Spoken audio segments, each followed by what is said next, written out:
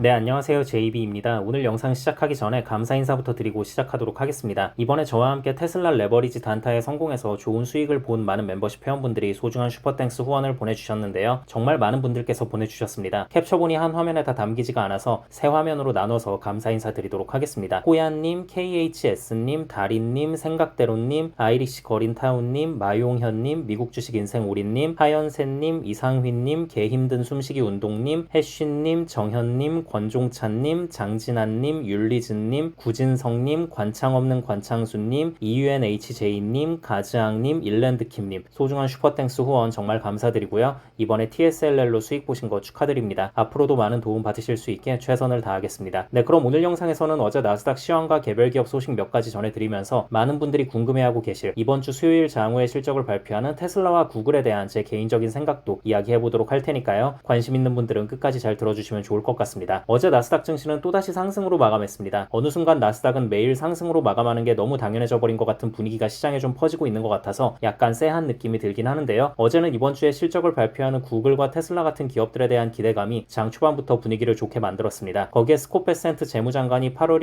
1일까지 관세 관련 사안을 마무리하는 것보다도 고품질의 거래가 더 중요하다고 말하면서 무리해서 관세를 부과하진 않겠다는 의도로 해석될 수 있을 법한 뉘앙스를 풍긴 점도 증시에는 호재로 작용했습니다. 하지만 장 막판에 나스닥이 음전될 뻔한 위기에 처한 적도 한 차례 있었는데요. 3대 신용평가사 중 하나인 피치에서 미국 내 25%의 산업군을 부정적으로 전망하는 의견을 내자 주식시장에선 차익 실현 매물이 꽤 나왔습니다. 하지만 이내 곧 빅테크로 다시 매수세가 들어오며 다행히 상승으로 마무리했는데요. 그만큼 현재 시장에서는 이번 분기 실적에 대한 기대감이 강하다고 보시면 될 것 같습니다. 네, 그럼 개별 기업 소식 몇 가지 전해드리자면요. 일단 엔비디아는 주요 테크 기업 중에 유일하게 혼자 하락으로 끝났는데요. 미국 정부가 엔비디아의 H20 대중국 수출을 다시 허용했지만 정작 엔비디아는 생산에 문제가 생겨서 미리 확보한 재고 물량 외에는 팔 수 없는 상황이라는 소식이 전해진 거예요. 이게 왜 이렇게 됐냐면요. 올해 4월에 미국 정부가 H20 대중국 수출 판매 금지 조치를 내린 이후에 엔비디아가 TSMC에 걸어뒀던 생산 예약을 전부 취소했거든요. 그래서 TSMC는 그 사이에 해당 라인을 그냥 놀게 둘 수는 없으니까 다른 고객사의 주문으로 채워놓은 상황이고요. 그래서 엔비디아의 H20을 다시 생산하기까지는 9개월이 넘는 시간이 걸리는 상황이라고 합니다. 이런 부분은 당연히 엔비디아 실적에는 악재로 작용할 수 있다고 보시면 될 것 같습니다. 그리고 애플은 내년에 폴더블 아이폰이 출시될 수 있다는 기대감과 함께 모건 스탠리가 이번 분기 실적이 좋을 수 있다는 의견을 내자 약간 상승으로 마무리했고요. 그리고 메타는 온라인 광고 성장과 AI 기술에 대한 긍정적인 전망과 함께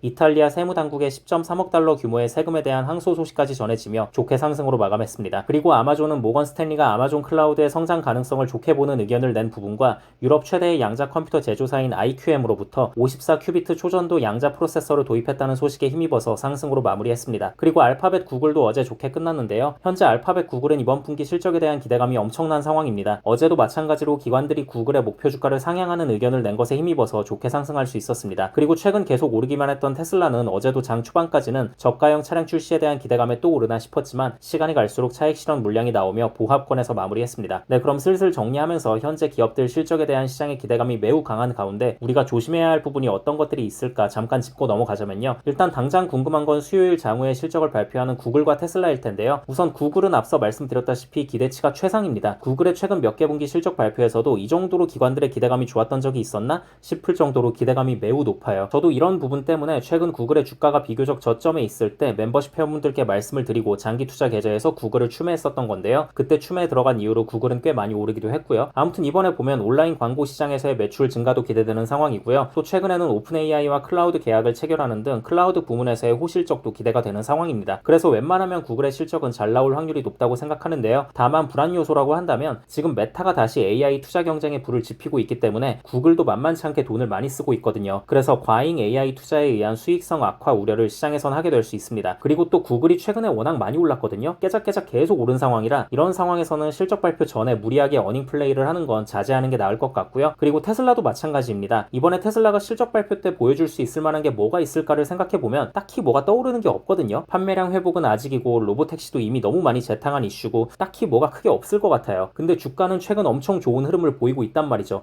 몇 날 며칠 계속 상승만 하잖아요. 아무튼 그래서 이건 좀 쎄한 느낌이 있어서 저 같은 경우엔 최근 단타로 진입했던 테슬라 레버리지 TSLR을 이번에 그냥 익절하는 판단을 내린 거긴 한데요. 테슬라도 구글과 마찬가지로 너무 무리하게 어닝 플레이를 하는 건 저는 개인적으로 반대하는 입장입니다. 실적 발표 이후 주가 흐름을 보고 판단하는 게 나을 것 같다는 생각이 드네요. 네, 그럼 오늘 영상은 이쯤 하면 될 것 같고요. 저는 오늘 밤 10시 30분에서 11시 사이에 멤버십 게시물을 올리도록 할 테니까요. 평소 저의 실시간 장중시황 시장 분석과 매수 매도를 참고하고 계신 멤버십 회원분들은 해당 시간에 멤버십 게시판을 잘 확인해 주시면 좋을 것 같습니다. 네, 그럼 구독자분들 모두 좋은 하루 보내시고요. 멤버십 회원분들은 오늘 밤에 미국장 시작하면 그때 또 다시 뵙겠습니다. 감사합니다.